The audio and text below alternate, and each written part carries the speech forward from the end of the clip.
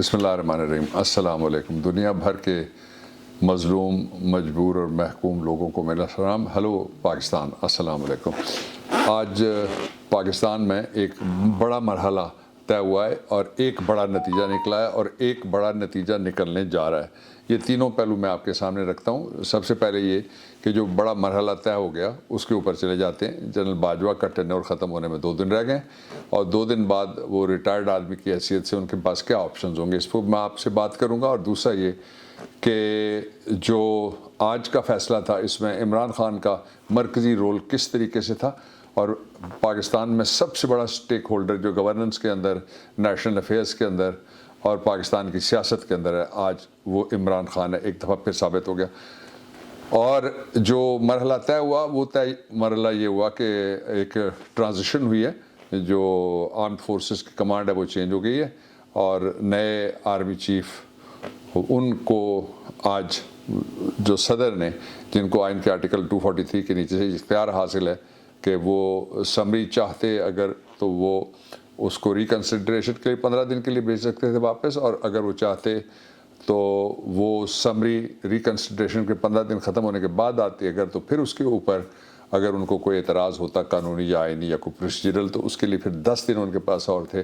तो 25 दिन ये डोलड्रम में एक सूरत हाल रहती और इसके लिए ख़ासा माहौल बनाया था इम्पोर्टेड गवर्नमेंट ने भी, और जो उनके पेड कंटेंट वाले हैं वो सारे मिलके कह रहे थे कि झगड़ा होने जा रहा है और झगड़ा होगा, फिर उसका नतीजे वो निकाल रहे थे कि ये होगा और वो होगा। दूसरा ये बहुत बड़ा दावा किया गया कि इमरान खान पिंडी नहीं आ रहे और पिंडी वाला मनसूख हो जाएगा। वो इंशाअल्लाह लजीज़ हो रहा है। कल से शाम से आप लोगों को वहाँ पे देखना शुरू कर देंगे और परसों फिर सैटरडे के दिन इमरान खान ख़ुद उसमें आएंगे। लेकिन उनकी जो मेडिकल कंडीशन है उसके मुताबिक उनको कोई 2.5 से 3 हफ्ते लगेंगे जब वो अपनी नॉर्मल जो उनकी रूटीन है उसमें वो वापस आ सकेंगे। फ़िज़िकल एक्टिविटी की मैं बात कर रहा हूँ, अदरवाइज़ अल्लाह रब्बुल इज़्ज़त की बड़ी मेहरबानी है और अल्लाह की मेहरबानी के साथ साथ आप लोगों की दुआएं, पूरे आलम इस्लाम की दुआएं उसके साथ हैं। अब ये जो मरहला था इसके लिए एक मैंने पहलू आपके सामने रख दिया। जो दूसरा पहलू था वो बड़ा इंपॉर्टेंट है। वो ये है कि इस वक्त पाकिस्तान, कोई ऐसा पाकिस्तान का मामला नहीं है जिसमें से कोई खैर की खबर निकल रही हो, सिवाय एक खबर के जो आज एक फिर नया सर्वे सामने आया। और उस सर्वे के मुताबिक पहले जो लोग थे वो तकरीबन 1/3 के करीब, 1/3 से भी थोड़ा सा नीचे, वो कहते थे कि पाकिस्तान के सारे मसाइल का हल नया इलेक्शन है। और अब जो है वो जो बाकी बचे हैं वो तकरीबन 15%, 16% रहेंगे। बाकी पूरा पाकिस्तान यक ज़बान होके उन्होंने बाय किया है इमरान खान का बयानिया और वो खड़े हुए अपने लीडर के साथ। और अपने लीडर के साथ वो सिर्फ खड़े नहीं हुए बल्कि वो ये समझते हैं कि इस मुल्क के मसाइल का हल इमरान खान की वापसी के अलावा कोई नहीं है। और ये जो मरहला था आज जो कमांड चेंज हुई है पाकिस्तान की आर्म्ड फोर्सेस की, इसके ऊपर ख़ासी जो इसको पोलिटिसाइज़ करने की कोशिश की गई पीटीएम की गवर्नमेंट की वजह से। और उसके 2 मकासद थे, मैं दोनों आपके सामने रखता हूँ। पहला मकसद उसका ये था कि अपने जुराइम छुपाने के लिए, आपने देखा इसी जो शोर मचाया गया और मीडिया के ऊपर जो हाइप बनाई गई थी उसके नतीजे में इसाक डार जो डॉलर मैन था उनका भागा हुआ, जो मफरूर था जिसको कन्वेक्शन इन एब्सेंशिया हुई थी वो वापस आया और उसको रिलीफ मिल गया। उसके साथ ही जो दूसरा उन्होंने काम किया वो ये है कि हमारे जो पसंदीदा मौलाना साहब हैं वो उन्होंने 25 लाख उलमाए कराम में से एक हीरा ऐसा ढूंढा है गवर्नर लगाने के लिए केपी में कि आप उसकी चमक देखेंगे, उसका करियर देखेंगे, आप उसके जो पिछले जितने भी कारनामे हैं वो देखेंगे तो आप हैरान हो जाएंगे। ज़ाहिर है फिर समधी से ज़्यादा तो कोई और बड़ा आलिम हो नहीं सकता था और उससे बड़ा कोई तजर्बाकार भी नहीं हो सकता था, उससे बड़ा दयानतदार कोई नहीं हो सकता था, उससे बड़ा अमानतदार कोई नहीं हो सकता था, उससे बड़ा सहूलतकार भी कोई नहीं हो सकता था। इसलिए जो ख़ुद इस वक्त वज़ीर आज़म का जहाज़ इस्तेमाल करते हैं, उनके बेटे वज़ीर हैं, उनके भाई सेनेटर हैं और उनकी भाभियाँ घर के अंदर से जो ख़वातीन हैं, ख़वातीन बहुत हमें एहतराम करते हैं इसलिए किसी का नाम नहीं लेते, वो भी पार्लियामेंट के अंदर मौजूद हैं। और एक जो भाई हैं वो अपोजिशन लीडर हैं केपी में, और एक जो समधी उनके रह गए थे बेचारे, बड़े महरूम थे इक़्तिदार से, वो गवर्नर हो गए हैं केपी के। अब ये वो सिस्टम ऑफ गवर्नेंस है जिसमें चंद ख़ानदानों के लिए ये सारा कुछ चल रहा था। अब उम्मीद की जानी चाहिए कि सेंस प्रिवेल करेगा, उम्मीद की जानी चाहिए कि रिकन्सिडरेशन, मैंने पहले लफ्ज़ इस्तेमाल किया कि जो पाकिस्तान की सूरत हाल है जहाँ हम फंसे हुए हैं, उम्मीद ये है کہ اس میں سے جو سب سے پہلا نتیجہ نکلے گا کہ نئے آرم فورسز کے چیف تو آ گئے، اب ڈیٹ آنی چاہیے اور آگے بڑھنا چاہیے، اور پاکستان میں نئے وزیر اعظم کا انتخاب ہونا چاہیے اور نئی اسمبلیاں بننی چاہیے اور نئی گورنمنٹ جو ہے وہ فارم ہونی چاہیے۔ میری جو انالیسز بھی ہے، اور اسلام آباد کے اندر ایک رہتے ہوئے میں جو دیکھتا ہوں، سنتا ہوں، محسوس کرتا ہوں، اور اس کے اوپر میں آپ کے سامنے اپنا کامنٹ بھی پیش کرتا رہتا ہوں۔ اور منزل قریب آ گئی ہے، اور 26 تاریخ کا دن جو ہے وہ بہت امپورٹنٹ ہو گیا ہے۔ جو ہفتے کا دن آنے والا ہے وہ انتہائی اہم ہو گیا ہے، وہ ڈیسائسو ہو گیا ہے، اور وہ ڈیفائننگ مومنٹ جس کو عمران خان کہتے ہیں وہ قریب آ گیا ہے۔ اس دن آپ کے سامنے عمران خان اپنا مدعا بھی بیان کریں گے اور اپنا سیاسی ویژن جو ہے وہ بھی آپ کے سامنے رکھیں گے۔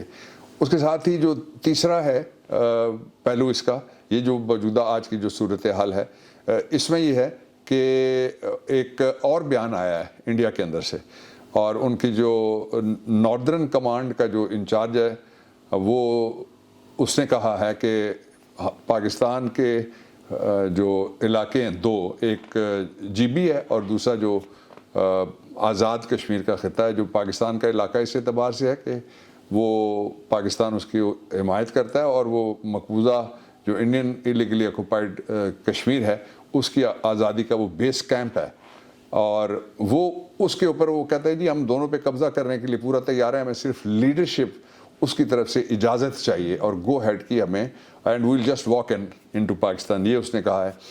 اب اس کے اوپر کچھ 4 دن کے بعد کچھ ادارے تو بولیں، لیکن یہ میں جو پہلے آپ کو میں نے کہا تھا وہ وزیر دفاع کا بیان تھا، یہ اب ان کی فوج کا، انڈین آرمی کا بیان ہے، اور اس کے اوپر ابھی تک وزیر اعظم نہیں بولا، ہمارا وزیر دفاع نہیں بولا، ہمارا وزیر داخلہ نہیں بولا، ہماری کابینہ نے کچھ نہیں کیا، ہماری پارلیمنٹ کو نہیں بولی۔ یہ کدھر لے کے جا رہے ہیں؟ یہ بزدل کدھر لے کے جا رہے ہیں؟ بے حوصلہ کدھر لے کے جا رہے ہیں؟ بیکار کدھر لے کے جا رہے ہیں؟ یہ تابع دار جو انڈیا کے اور مودی کے سہولت کار، ان کا رویہ، ان کا جو سارے کا سارا کریکٹر ہے وہ اس کو ڈسپلے کرتا رہتا ہے اور ریپیٹ کرتا رہتا ہے، اور ریکرنس اس کی ہوتی رہتی ہے، یہ آپ اس سے آسانی کے ساتھ سمجھ سکتے ہیں۔ ایک آرمی چیف آئے، ایک پرائم منسٹر صاحب نے آنا ہے انشاءاللہ العزیز، اور وہ اب سارے اندازے، سارے سروے وہ ایک ہی طرف جا رہے ہیں اور چلے گئے ہیں، اور وہ یہ ہے کہ انشاءاللہ العزیز مستقبل پاکستان کا محفوظ ہاتھوں میں واپس جانے لگا ہے۔ جو تیسرا اس کا پہلو میں آپ کے سامنے رکھنا چاہتا تھا آج کی صورتحال کا، وہ یہ ہے کہ جنرل باجوہ صاحب کی ریٹائرمنٹ تقریباً 48 آورز رہ گئے، اور جب وہ ریٹائر ہوں گے تو اس کے بعد ان کے کیا آپشن ہیں؟ کیا وہ سیاست میں آئیں گے؟ کیا وہ چیف جسٹس ایک سیاسی تھا جو افتخار اس کی طرح سے کوئی اپنی سیاسی جماعت بنائیں گے؟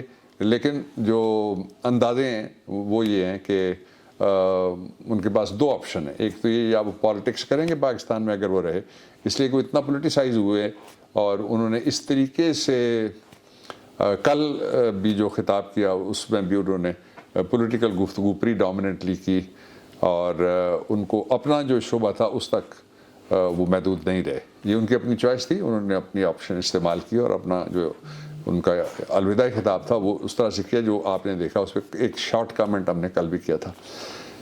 اب دوسرا ان کے پاس آپشن کیا ہے کہ وہ پاکستان سے کسی دوسرے ملک میں لوگوں کے کہنے کے مطابق چلے جائیں گے۔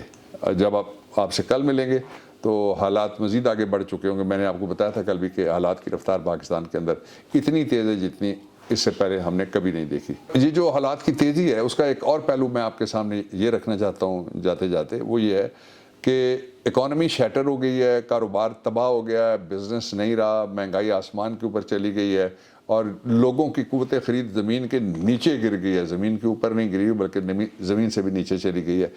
اس صورتحال میں جو نئی فوجی قیادت آئی ہے اس کے لیے چیلنجز ہیں، اور انسیڈنٹلی مجھے لگتا ہے کہ دونوں جو حضرات ہیں ان کا تعلق پٹھوار سے ہی ہے، جو آرمی چیف اور joint chief of staff committee آئے ہیں۔ جو چیلنجز ہیں وہ 2 ہیں صرف۔ ایک تو یہ کہ لوگوں میں سکون کی لہر اور کانفیڈنس ریاست کے اوپر اور نظام کے اوپر لانے کے لیے ضروری ہے کہ الیکشنز کیے جائیں. دوسرا یہ کہ اکانومی کس طرح سے بحال ہوگی. اگر حالات یہی رہے, یہ مسخرے اقتدار میں بیٹھے ہوئے ہوں, اس ٹائپ کا وزیر خارجہ ہو, اس ٹائپ کا وزیر داخلہ ہو, ایسا وزیر دفاع ہو, ایسی کرمنل کی کیبنٹ ہو, ایسا کرائم منسٹر اوپر بیٹھا ہو, تو کس نے, لوگ تو ڈرتے ہیں ان کو, یہ نوٹ انویسٹمنٹ کے لیے کو لائے گا اگر تو ان کا موڈ بن جائے گا اس سے چھیننے کا. تو کہتے ہیں کہ کسی جگہ گارڈ کی اسلام آباد میں بھرتی ہو رہی تھی, تو انہوں نے اس سے گارڈ سے پوچھا کہ تمہیں انگریزی آتی ہے؟ تو اس نے کہا کیوں, آئندہ ڈاکو انگلینڈ سے آیا کریں گے. یہ ان کا حال ہے, ان کی کریڈیبلٹی کا. تو اس لیے جو اکانومی ہے اس کو درست کرنے کے لیے پہلا سٹیپ, ابتدائی سٹیپ, سب سے ضروری سٹیپ یہی ہو سکتا ہے کہ الیکشن کی ڈیٹ دی جائے, اور اس کے بعد پھر جو اکانومی ہے اس کے اوپر لوگوں کا کانفیڈنس بحال کرنے کے لیے, ظاہر ہے یہ وقت لگے گا. یہ جو لمحوں نے خطا کی تھی رجیم چینج والی, اور صدیوں نے سزا پائی. کل پھر آپ سے بات کروں گا. پاکستان زندہ باد.